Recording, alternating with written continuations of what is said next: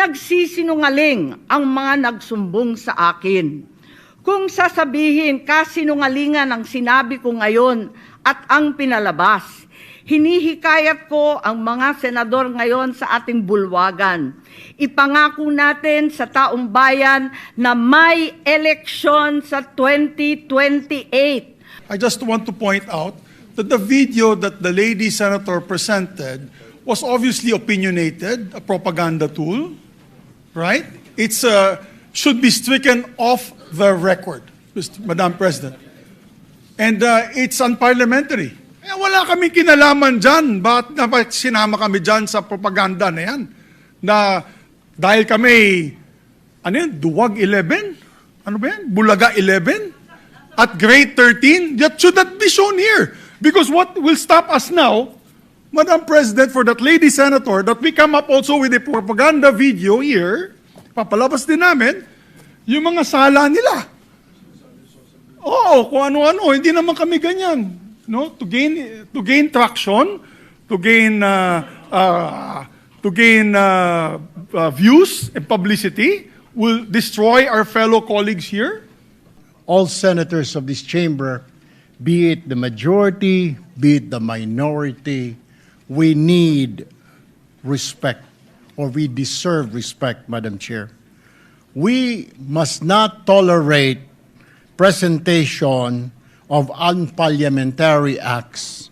Yung ating institusyon, Madam Chair, isisirain doon po sa video presentation.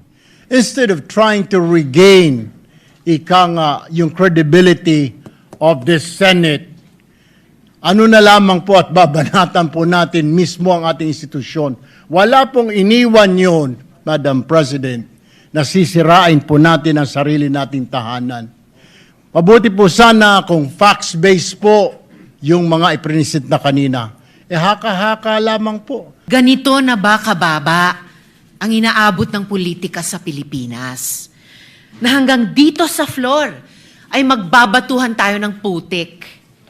Sanay naman tayo sa pakikipagdebate, pagtanggap ng batikos at pagsagot sa mahihirap na tanong. So, hindi ako sensitibo sa puna. Sanay ako dyan.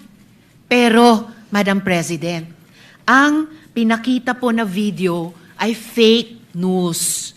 This haka-haka, this conspiracy to commit or to amend the Constitution for whatever reason, self-serving, term extension, NOEL, etc. These are lies, Mr. President. At least in this plenary hall and in this chamber, the Senate did not entertain charter change under my watch as chairman of the Committee on Constitutional Amendments. First time na ako nakita ng House Show presentation kanina.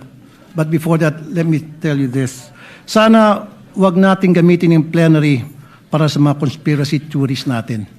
Pag nag-expose, gumawa ng expose, binabakapan yan ng video related doon sa expose, hindi yung gawa-gawa, hindi yung katang-isip, hindi yung opinion. Itong mga lumalabas na video na ganito, hindi ho ito nakakatulong. Bagkus, ito rin po ay magkakaroon ng negatibong epekto sa pananaw po ng ating mga kababayan sa institusyon na mahal ho natin ang gusto ho natin protektahan. Kung nagtanong lang po, ilan ba dito talaga yung ayaw ng eleksyon? Baka malaman po lahat tayo dito. Talagang 2028 election, paninindigan po natin na matutuloy. Kung tinanong lang po kami, siguro po, masasabi ho natin ngayon pa lang, kung nagbilangan tayo ngayon, baka 24 po ang makuha natin na hindi papayag sa charter change. So para sabihin po na yung minority, yan ang pinakapaka, yun po'y mali, yun po'y fake news, yun po'y misinformation.